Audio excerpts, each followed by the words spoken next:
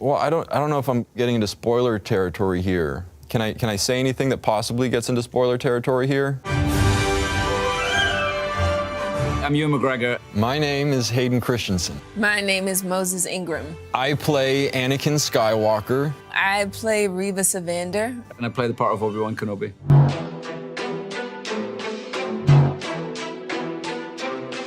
Jedi Knight, never a Jedi Master, turned Darth Vader, Lord of the Sith. I am an Inquisitor.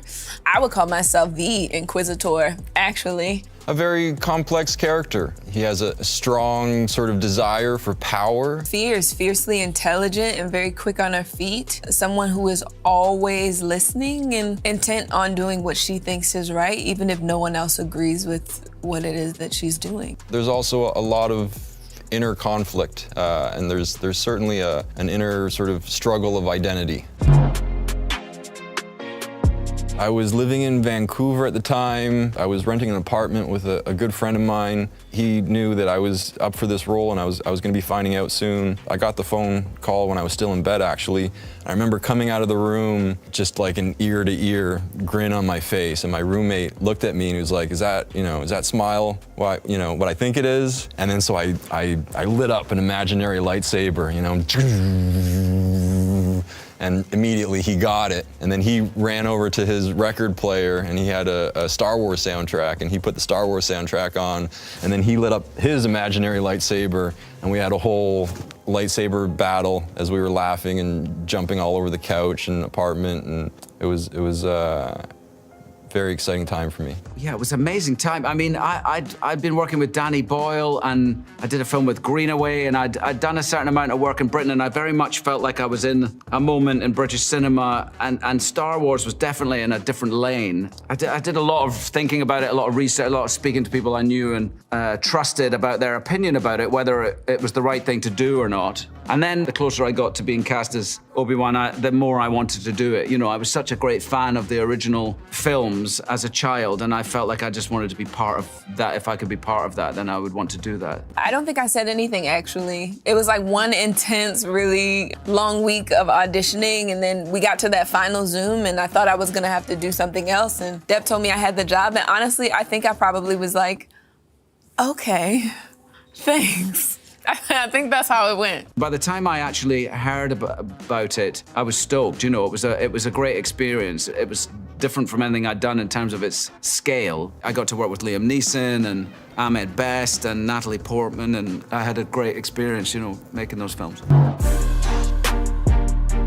On the original films, it was the technology, the fact that we did so much of the filming on blue screen and green screen. There were certain challenges with that, the fact that there was so little of the environment there. In episode 2, for instance, I spent a lot of time with some tall alien people who weren't really there, so that was challenging as for an actor to make that all realistic. Well, this one required a lot more athleticism than anything else. We did about 4 months of training before we ever even hit the stage to start acting, and so it just took a lot to pull everything together in that way. I always had a tough time not making the lightsaber sound effects when I was doing my lightsaber scenes, just because you're sort of, it's like muscle memory from being a kid. I always have the acting challenge of like playing a younger Alec Guinness, and that's my great joy in doing this, is to feel like I'm moving towards becoming Alec Guinness.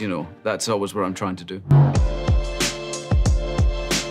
Well, it's difficult to pinpoint a favorite scene. Some of them are so long ago. Oh, it's really hard to pick just one. There were a number of scenes that were very memorable. Working with Hayden again was a great pleasure. To be coming back with him after so long, since 17 years after we finished episode 3, was great. The first scene that we shot on the very first day, it was stepping off of our ship, and I remember thinking to myself, oh my God, this is huge. And there were like air cannons and so many people. And I think my first thought was, don't mess this up.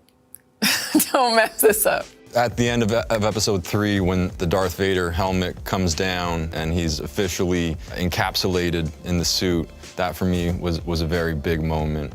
And I remember that very well. Our costume designer, Sudarat, did such an amazing job building that costume. It sort of just lends itself to making you stand in a certain way. I felt bold and I felt strong and I felt like the leader that Reva is. At the time, it felt like sort of completion for my journey with the character. You know, I was playing Anakin, and then when he becomes Darth Vader, that's sort of, right? But now I've gotten to come back and continue my journey with the character. But at the time, it signified that my job was done. Little did I know. Probably the biggest thing is that it already has millions of fans. And I think the thing that's daunting is that whether people like it or not, I'm absolutely gonna hear about it, and that's scary. I don't know that it's changed my view of Star Wars and this character as much as it's just sort of further informed the story and these characters. And that was kind of what was really appealing about it for me, was that we were given the opportunity to sort of flesh these characters out just a little bit more. It's also super exciting to be joining a project in which I don't have the same things to live up to as Ewan and Hayden do. I am coming in as somebody who's never been here before, and so nobody is looking for me to be something specific, and I sort of have free reign to be who I think Reva is. Getting to come back and play Darth Vader, and this sort of the notion that we were going to get a glimpse into the experience of being Darth Vader, I thought that had a tremendous amount of value. So it's really just been about further informing these characters. I felt has been sort of very satisfying. You know, I wasn't a big fan of Star Wars before this. I knew like the cultural pinpoints like Vader, Luke, I am your father, Obi-Wan, those things. But I think what I've appreciated is the depth of the world that George Lucas built and the escapism it provides so many people and provides myself now. I've been very, very happy to join the universe. The volume is just an amazing bit of technology. The approach to working in the volume is much different than filming in front of a blue screen or a green screen. I never had to pretend or imagine where I was. Ewan and Hayden sort of were used to like green screens and tennis balls. I feel really blessed that I could just walk in and be in whatever environment I was in. You're totally surrounded by it. And it's incredible. You step into the volume and you're in Star Wars. You can never really see sort of where it ends because it's so vast. I think that was probably one of my favorite things about working on the series. It's quite the experience. If I could meet one Star Wars creature, who would it be? Well, I'd like to meet Jar Jar again. I guess I'm gonna go with Yoda, just to see if I could get some of his wisdom. Maybe some of his knowledge might rub off on me. I loved working with Ahmed Best, who played Jar Jar Binks. Maybe we could bring him back.